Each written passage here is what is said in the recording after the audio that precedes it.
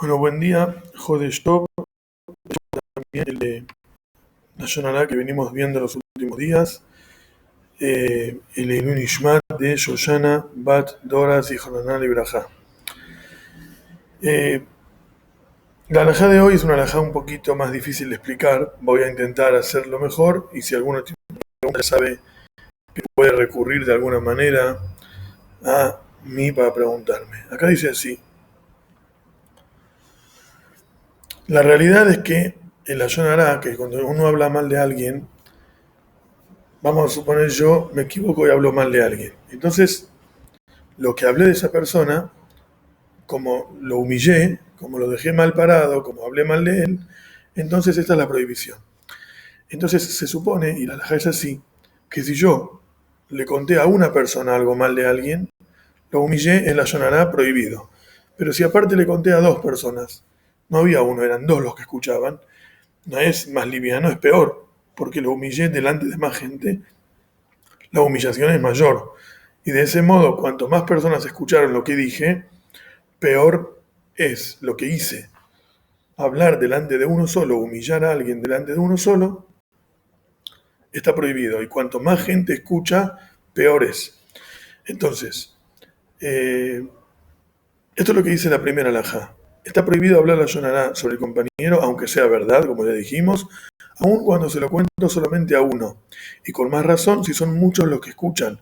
Y cuanto más gente escucha, peor es, porque si más gente escuchó el desprecio o la vergüenza del compañero, más se publica algo que él no quiere que sea público.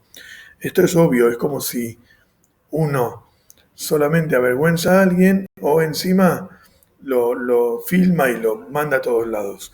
Uno no puede pensar, bueno, es lo mismo, igual lo avergonzó. No, a medida que llega a más gente, la humillación es mayor y por ende el pecado es más grave. Lo mismo con el ayunará. Si yo hablo mal en una reunión de alguien y en esa reunión estoy con una persona, la humillación ya es grande. Si son más gente la que escucha, peor. Esto es obvio. ¿Cuál es el problema que nos encontramos en esta alhaja? Que existe en el Talmud algo muy extraño que si no lo explicamos se puede entender mal. El Talmud dice que una persona que cuenta algo delante de tres personas no se llama la Yunara. O sea, si yo cuento algo delante de tres, si son tres los que escuchan, no se llama la Yunara. A simple vista esto es muy extraño, porque ¿cómo? Si yo le cuento solamente a uno, no se puede. Le cuento a dos, peor, porque con tres va a ser permitido. La ecuación debería ser a más gente, peor, entonces tres es peor que dos, y cuatro es peor que tres, y así sucesivamente. ¿Por qué cuando hay tres que escuchan o tres o más, entonces no se llama la Yonara? La halajá es la siguiente, y esto hay que prestar mucha atención para entenderlo bien. Obviamente, tres personas o más es peor, esto está claro. ¿De qué está hablando esa halajá? La halajá está hablando de lo siguiente. Nosotros sabemos que cualquier frase que decimos, en realidad, a veces la frase misma, el contenido de lo que dije es algo que es la Yonara, que estoy hablando mal de alguien. Pero en ocasiones, que no son pocas, son muchas veces, lo que deja mal parado al otro no es tanto el contenido de lo que dije, sino el tono que puse, el modo que lo dije. ¿Está bien? Es como si... Después vamos a buscar acá un ejemplo que da el libro, pero a veces la persona dice cosas que lo que dijo no es tan grave. Si yo lo escribo, no suena tan mal. Pero cuando uno mira lo que dijo, escucha el tono, ve los gestos, entiende que quiso avergonzarlo o que quiso simplemente contar algo. Es como si alguien dijera, fulano eh, siempre se viste muy prolijo. Y entonces quizás depende del tono que lo dije, si se nota que quise decir eso o no. Entonces dice el halajá lo siguiente. ¿Qué es lo que sucede? Hay muchas cosas que uno, delante del damnificado en sí, no hablaría. O sea, yo voy a hablar de alguien, ¿qué hago primero? Me fijo que aquel no esté. Porque si está presente, alguien me codea y me dice, cuidado porque está acá, te va a escuchar y yo me cuido, no hablo. ¿Por qué no hablo? Si yo delante de él no lo digo es porque es la Yonara lo que estoy por decir. porque quiere decir que lo que estoy por decir es algo que no lo deja bien parado, porque si lo dejara bien parado, ¿qué me molesta decirlo cuando él está?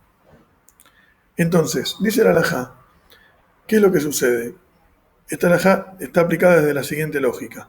Cuando hay tres personas que escuchan, uno puede suponer que alguien le va a terminar contando a él que yo dije esto. Se va a terminar enterando que yo lo dije. Entonces, ¿qué hago? Digo las cosas con un tono que lo deja bien parado. A ver, si yo voy y cuento que alguien robó, siempre va a quedar mal parado porque robó. Pero hay cosas que están como en el medio, que depende con el tono que lo digo. Entonces, si hay mucha gente escuchando, seguramente me voy a cuidar de decirlo en el tono que no quede mal. ¿Por qué? Porque como son muchos los que escuchan, alguno probablemente le va a terminar contando lo que dije y cuando le cuente lo que dije se va a enojar conmigo. Entonces, ¿qué hago? Lo cuento, pero lo cuento con la salvedad y digo, miren, estoy contando esto, pero obviamente no es mi intención hablar mal y lo cubro para que no se escuche mal. Lo cubro claramente diciendo que no es mi intención hablar mal o con el tono que le pongo dejo en claro que no estoy intentando denigrarlo ni humillarlo. No sé, fulano ayer nunca hace la tarea. Entonces cuando yo digo que una persona nunca hace la tarea, no sé, un alumno que nunca hace la tarea en la escuela, cuando se escucha eso solo, depende, pero nunca hace la tarea porque es una persona que siempre está ocupado con otras cosas y no llega a hacer la tarea.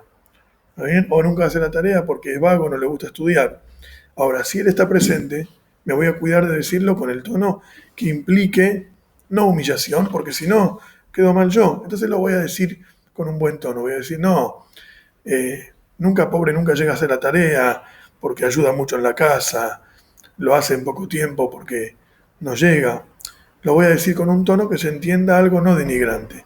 La misma frase, nunca hace la tarea, puede ser algo humillante o puede no serlo. Si hay mucha gente escuchando, uno puede suponer que lo dije con el énfasis de no dejarlo humillado. Ahora, está claro, y esto es lo más importante de esta halajá, quizás confunde un poco. Lo más importante de esta halajá es que si yo lo dije de mal modo, que si yo lo dije humillándolo, entonces nadie podrá esconderse en decir, bueno, pero habían tres personas escuchando, o estaba el mismo interesado escuchando. ¿Está bien? Estaba el mismo interesado escuchando, pero peor todavía, lo humillaste más. Es como un bullying, lo hiciste pasar vergüenza, él estaba presente. O él no estaba presente, pero había mucha gente escuchando. Y si lo dijiste con un tono feo, con más razón lo humillás. Ahí no te podrás cubrir con la gente que escuchaba. Solamente que esta halajá viene a despertarnos, que uno en realidad lo que dice lo dice con un tono indicado, o un tono que uno lo quiere poner. Entonces, presta atención cómo decís las cosas, porque del modo que las decís, así va a quedar en el que lo escucha. No se va a quedar con la frase nada más, se va a quedar con la forma en la que se lo dijiste, los gestos que aplicaste, las sonrisas pícaras o no que pusiste en el medio, y todo eso va a ser parte de la interpretación de lo que uno está diciendo. Y por eso hay que cuidarse mucho de qué decimos y también de cómo lo decimos. Espero que no quería saltear, no quería saltearla porque está en el libro y es importante que se sepa. Pero es para no perder en esta halajá tampoco el sentido común de qué es lo que nos quiere decir y no tomarla así como algo de hay mucha gente escuchando se puede, sino está hablando de el modo que los demás pueden interpretar lo que dije. Buenos días.